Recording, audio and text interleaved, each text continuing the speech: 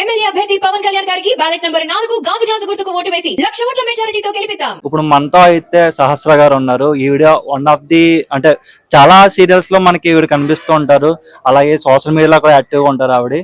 ఆవిడ కళ్యాణ్ గారి గెలుపు కోసం పిఠాపురం వచ్చి గత కొన్ని రోజులుగా ప్రచారం చేస్తున్నారు. ఒకసారి మేడం నన్ను తెలుసుకుందాం.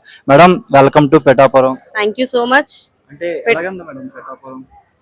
చాలా బాగా ప్రచారం అయితే చాలా బాగా జరుగుతుంది, no doubt. And Pawan Kalyan గారి గెలుపు అనేది అది అది అందరం నిర్ణయించుకున్న విషయం. ఎందుకు అందరం నిర్ణయించుకున్నాం అంటే పాత పరిపాలన ఏదైతే ఉందో అది ప్రజలకు అర్థమైపోయింది.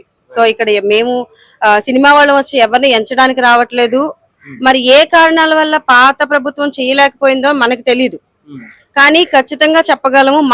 మా నాయకుడు గనక ఒక్క అవకాశం ఇస్తే 100% కదా 500% ఆయన మీకు ఖచ్చితంగా మీ ఇంటింటికి ఏమేం కావాలో అన్ని వస్తాయి. కరెంట్ వస్తుంది, ఎందుకంటే కరెంట్ వస్తుంది, రోడ్లు వస్తుంది. ఇక్కడ రోడ్లు కానీ ఏం బాగాలేదు.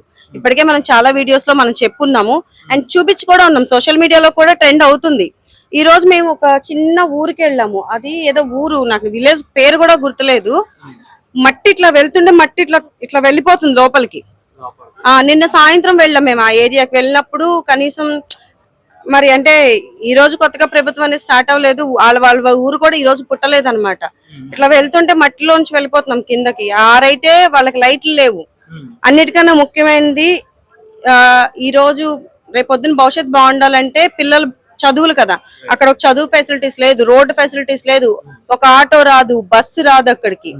ఈవెన్ ఒక మెడికల్ అక్కడ చాలా మంది ముసలి వాళ్ళు ఉన్నారండి, ఒక మెడికల్ స్టోర్ కూడా లేదంట.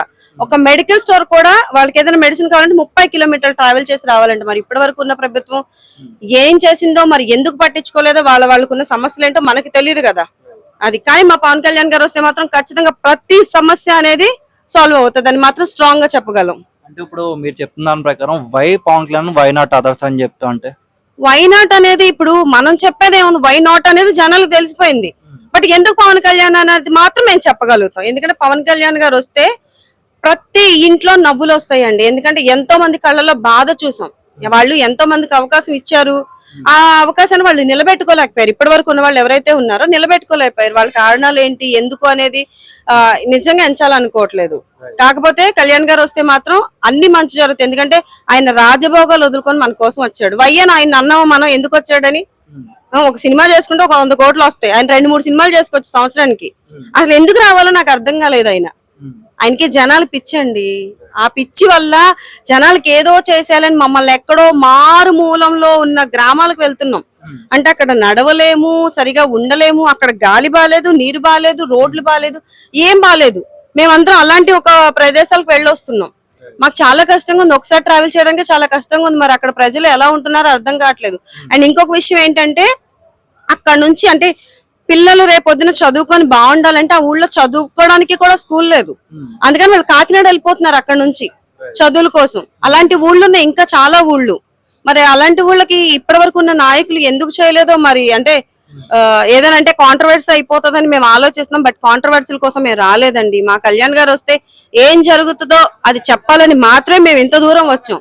అది చెప్పడానికి మాత్రమే ప్రయత్నిస్తున్నాం అంతే. అంటే ఎందుకు మేడం అంటే ఒక వ్యక్తిని గెలిపించడానికి ఒక షూటింగ్ లో ఆపేసుకుని, మీ పర్సనల్ థింగ్స్ ఆపేసుకుని ఎక్కడో హైదరాబాద్ నుంచి పిఠాపురంకి వచ్చి, అంటే మీకు అంత అవసరం లేదు బట్ పల్లెలకు వెళ్ళి ప్రచారం చేస్తున్నారు ఎందుకని? ఆయన మీకు వ్యక్తిలా కనిపిస్తున్నారు, మాకు శక్తిలా కనిపిస్తున్నారు. జై జనసేన.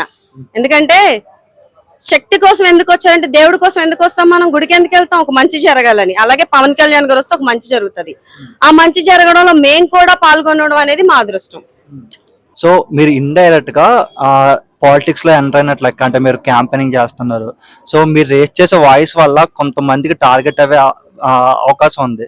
దానివల్ల మీకు ఏమైనా పర్సనల్ గా అటాక్స్ రావచ్చు, లేకుంటే మీకు ఫ్యూచర్ లో మేబీ సీరియల్స్ కానీ ఆఫర్స్ కానీ రాకపోవచ్చు. అవన్నీ మీరు ఎలా ఎదుర్కోగలరు? ఏమండి, ఇప్పుడు మనం ఎవరిని విమర్శించడానికి ఇక్కడ వరకు రాలేదు.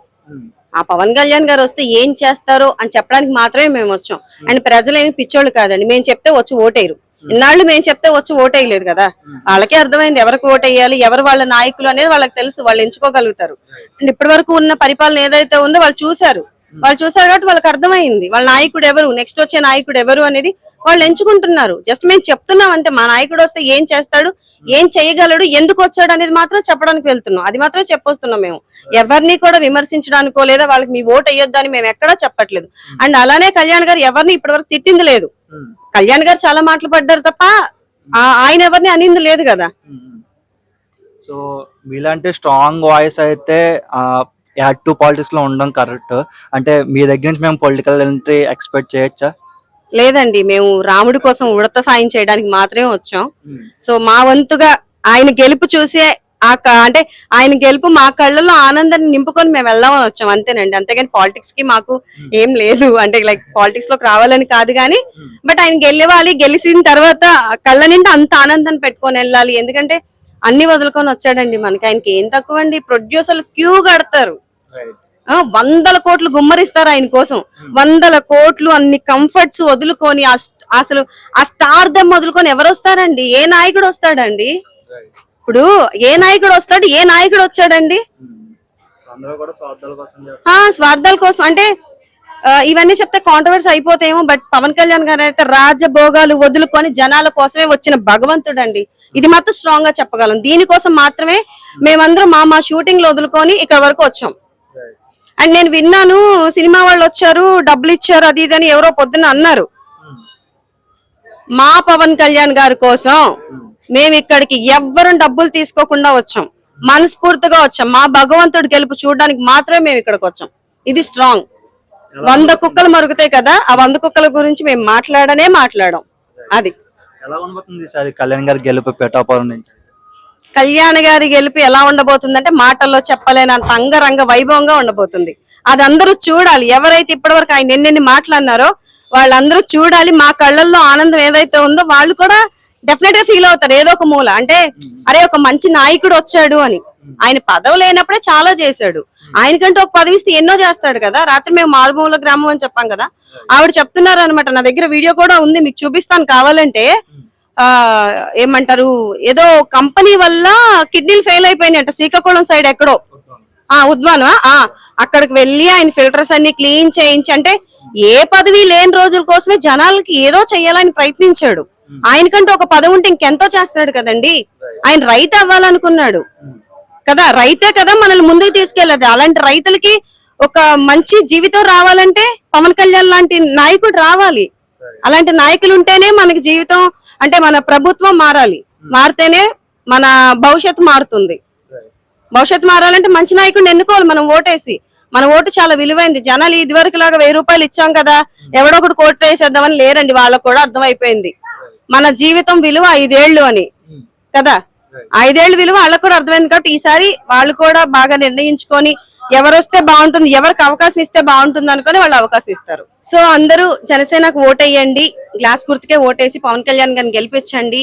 మళ్ళీ చెప్తున్నాం, ఆయన వస్తే ప్రభుత్వం మారుతుంది, ప్రజల జీవితాలు మారుతాయి. ఎన్నో మారుమూలను ఉన్న గ్రామాలన్నీ, అంటే బస్ ఫెసిలిటీస్ కూడా లేకపోవడం అనేది చాలా దారుణం. ఆరైతే లైట్లు లేకపోవడం అనేది చాలా దారుణం. అలాంటి చిన్న గ్రామాలకి ఏదో చెయ్యాలని ప్రయత్నిస్తారండి. మీ వంతుగా ఒక చిన్న అవకాశం ఆయనకి ఇవ్వండి, చేతులెత్తి వేడుకుంటున్నాం. ఖచ్చితంగా ఆయన వంతు ఆయన ఖచ్చితంగా చేస్తారు. Thank you.